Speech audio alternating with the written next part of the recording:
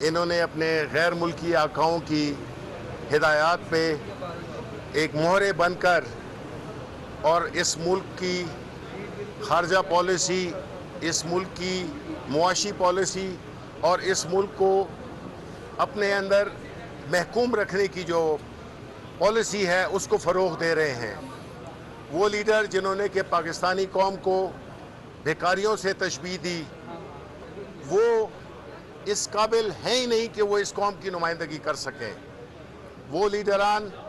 जिन पे कि सीरियसली बहुत ही संजीदा किस्म के नैब के केसेस हैं, FIA में केसेस हैं, और एक तरफ तो वो भिखारी बना दिया उन्होंने पाकिस्तानी कौम को, लेकिन साथ ही साथ में उन्होंने ये भी साबित किया कि एक मुंशी के अकाउंट में भी 4 अरब रुपए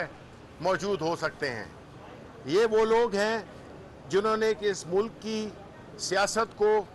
इस मुल्क की अखलाकियात को तबाह किया, हॉर्स ट्रेडिंग जैसे मकरू जराइम का इर्तिकाब किया, जमहूरियत को कमज़ोर किया।